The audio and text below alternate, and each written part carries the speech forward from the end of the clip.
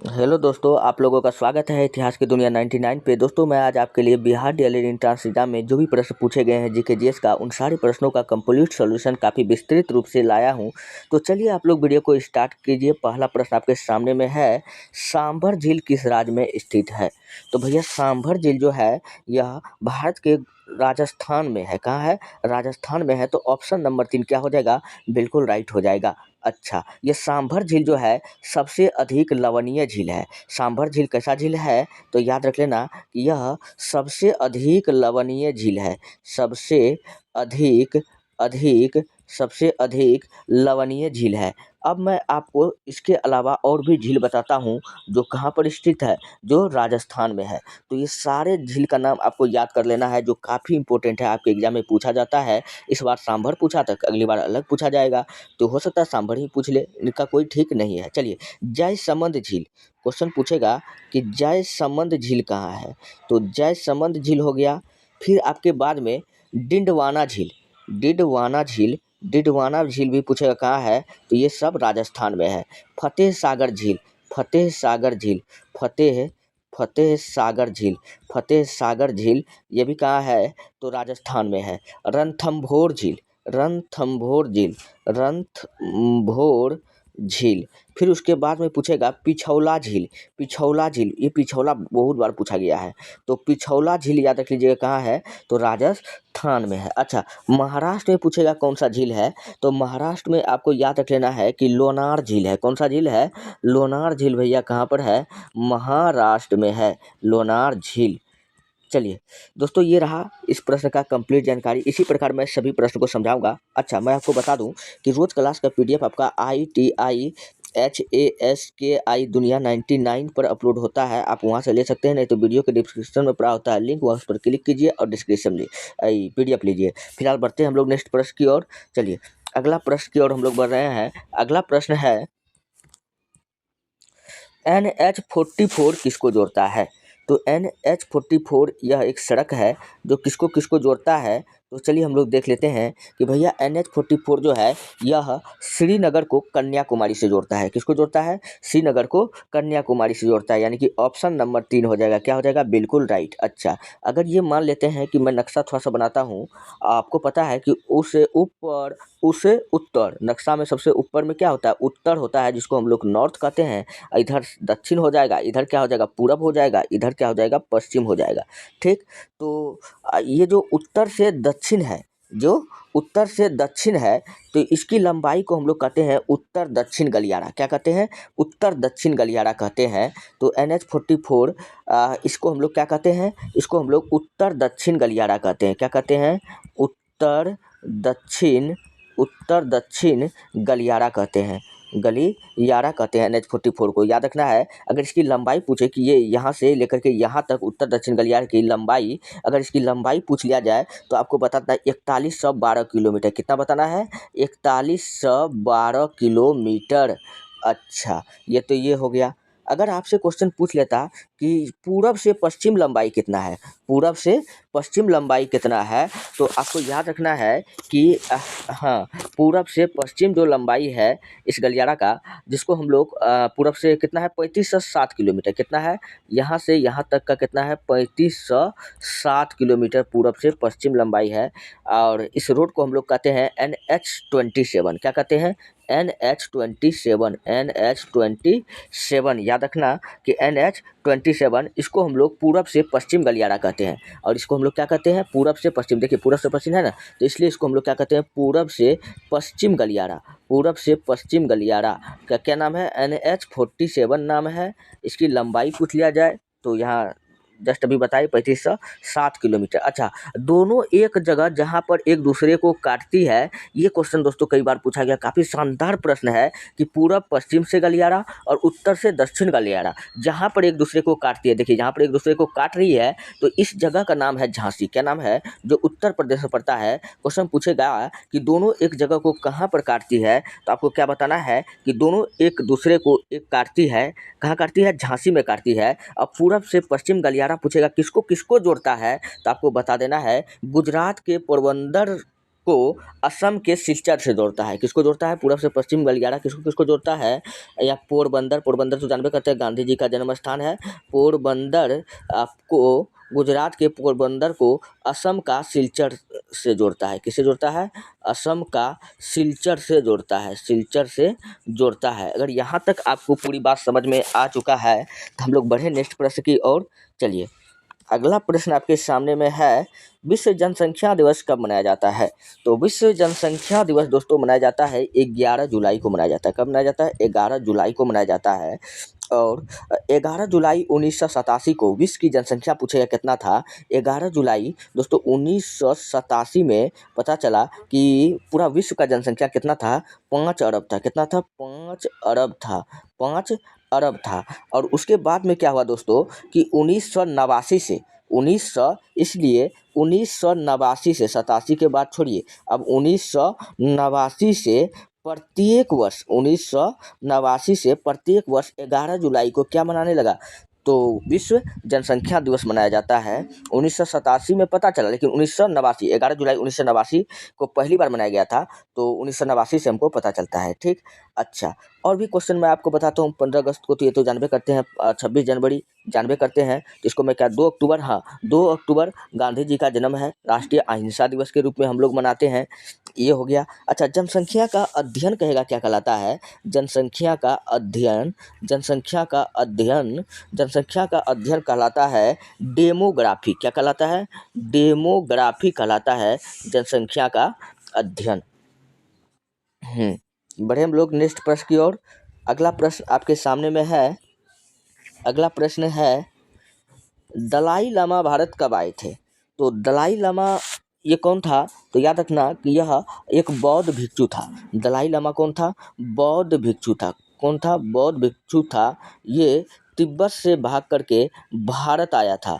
और दलाई लामा कहेगा कि अभी वर्तमान में कहाँ है? तो वर्तमान में ये हिमाचल में है। कहाँ है? हिमाचल प्रदेश में है। यह बौद्ध धर्म का संत था, बौद्ध भिक्षु था। कौन था? दलाई लामा। हिमाचल एचपी के हिमाचल प्रदेश के धर्मशाला में है, धर्मशाला में है ये वर्तमान में।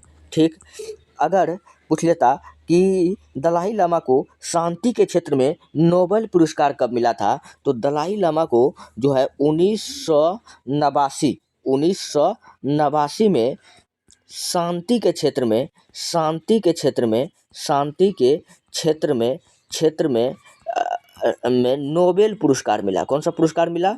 नोबेल पुरस्कार मिला। ये बात याद रखना है। अच्छा, और दलाई लामा का अगर बुक का भी नाम पूछ सकता है, जब इतना क्वेश्चन पूछा जाता है कि ये कब आए थे, तो इनका बुक का भी नाम काफ़ी इंपॉर्टेंट है। तो इसका बुक का नाम याद रख लेना है कि दलाई लामा का जो बुक का नाम है, जो बुक का नाम है, जो किताब का नाम है, इसका किताब का नाम है आर्ट ऑफ हैप्पीनेस। क्या नाम है? Art of happiness, art of happiness. यह पुस्तक किसका है? तो दलाई लामा का है। बढ़े हम लोग नेक्स्ट प्रश्न की ओर।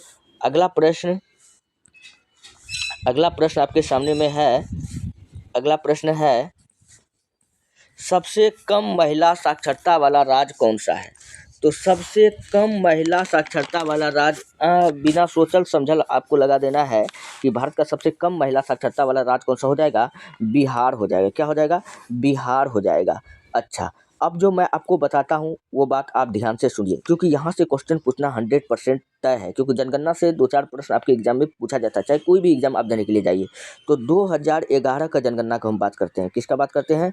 2011 का जनगणना का बात करते हैं।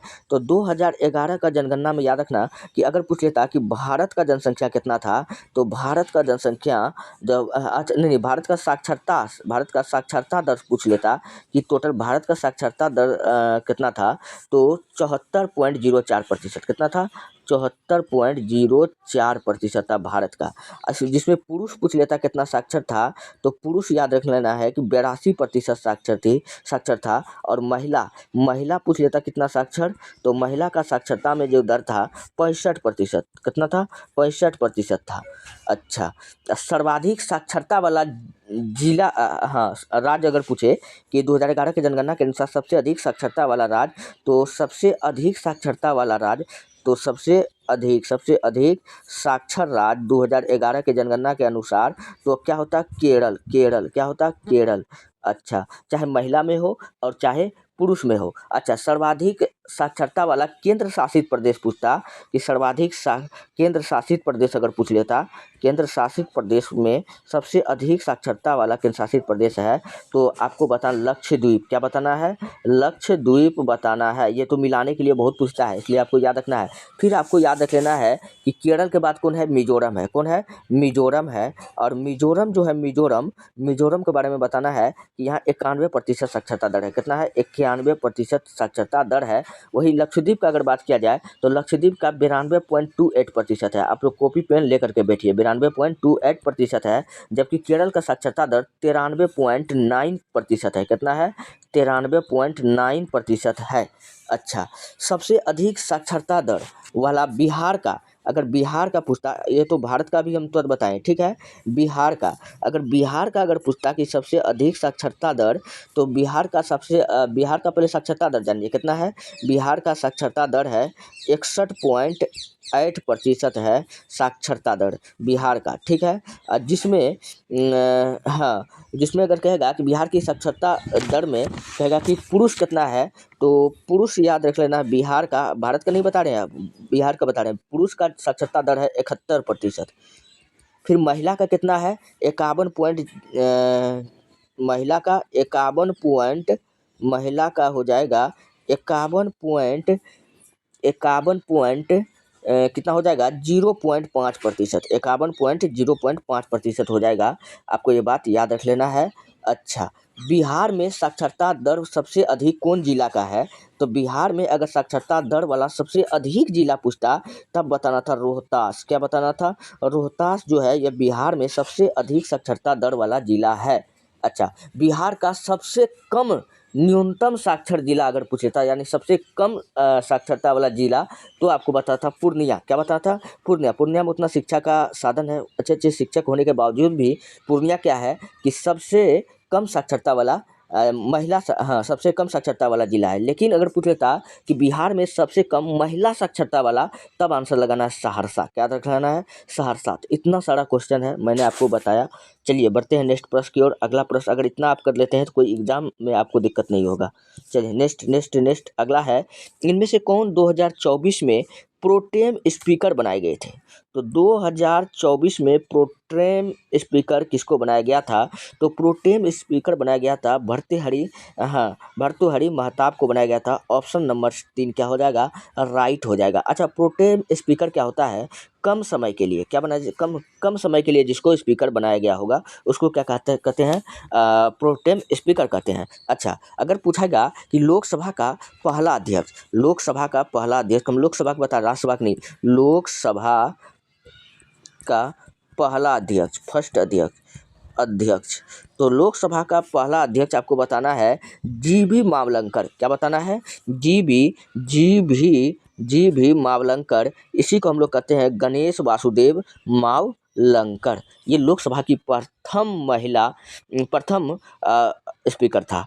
ठीक, ये हो गया। अगर लोकसभा का प्रथम महिला अध्यक्ष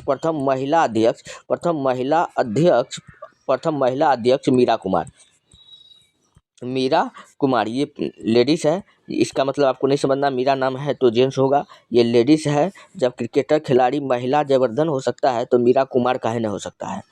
और वर्तमान में अगर पूछेगा कि लोकसभा अध्यक्ष कौन है, तो वर्तमान में दोस्तों यही ओम बिरला है। वर्तमान में कौन है? ओम बिरला है। आपको ये बात याद रखना है। चलिए बढ़ते हैं नेक्स्ट प्रश्न की ओर। अगला प्रश्न आपके सामने में है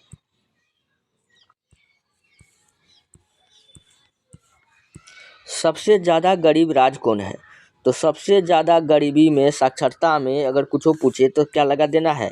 भारत का बिहार लगा देना है। क्या लगा देना है? बिहार लगा देना है। तो ऑप्शन नंबर बी क्या हो जाएगा?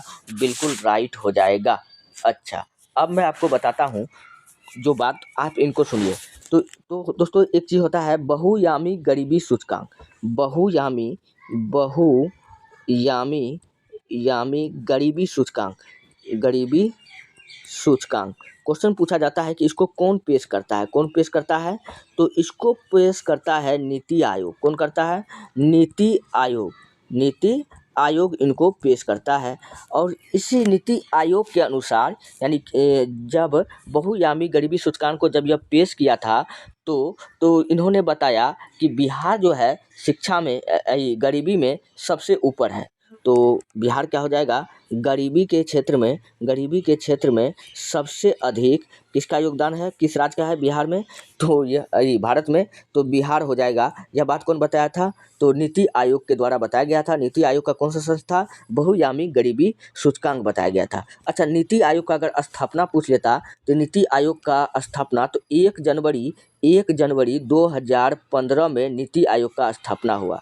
और नीति आयोग का पुराना नाम क्या था? तो पुराना नाम था योजना आयोग। क्या नाम था? योजना आयोग इनका पुराना नाम था। अगर बात किया जाए कि योजना आयोग का स्थापना, तो योजना आयोग का स्थापना 15 मार्च 1950 को हुआ था। कब हुआ था? 15 मार्च 1950 को हुआ था। टोटल पूछेगा कि इस योजना आयोग ने कितना योजना चलाया, तो टोटल 12वां योजना चलाया। कितना योजना चलाया? 12वां योजना चलाया। अगर पूछ लेता कि प्रथम योजना कब चलाया, तो 1951 से 1956 तक चलाया प्रथम पंचवर्षीय योजना, जिसका उद्देश्य था कृषि क्षेत्रों में विकास करना। इसी प्रकार टोटल इन्होंने कितना चलाया? 12 चलाया। लेकिन 2015 में योजना आयोग को क्या कर दिया गया? समाप्त कर दिया गया। अब उसके जगह क्या लाया गया है? नीति आयोग लाया गया है। नीति आयोग का अगर पहला अध्यक्ष पूछ लेता, तो नीति आयोग का पहला अध्यक्ष नीति आयोग का, तो आपको क्या बताना है? प्रधानमंत्री नरेंद्र मोदी। कौन होगा? पीएम होता है। तो इस समय कौन पीएम था? तो नरेंद्र मोदी था। और उपाध्यक्ष अगर पूछ लेता, तो नरेंद्र मोदी ने जब नीति आयोग का जब गठन किया, तो उन्होंने खुद कहा था कि मैं भारत का प्रधानमंत्री नरेंद्र मोदी नीति आयोग का स्वयं अध्यक्ष बनूंगा, जबकि उपाध्यक्ष अरविंद पंडगड़िया बनेगा। कौन बना था? अरविंद पंडगड़िया को उपाध्यक्ष बनाया गया था। दोस्तों, ये रहा आज के प्रश्न। अगर आपको वीडियो अच्छा लगता है, हेल्पफुल लगता है, तब आप हमारे चैनल को सब्सक्राइब कर लीजिए और वीडियो को लाइक कर दीजिए। जितना हो सके अपने दोस्तों में शेयर कर दीजिए। मैं हर रोज़ आपके लिए काफ़ी शानदार जानदार इसी तरह के प्रश्न लाता रहता हूँ। और रोज़ क्लास का PDF आपका मिलेगा टेलीग्राम चैनल ITIASKIDUNIYA99। आप यहाँ से जाकर के PDF ले सकते हैं। मिलते हैं हम लोग नेक्स्ट वीडियो में। धन्यवाद।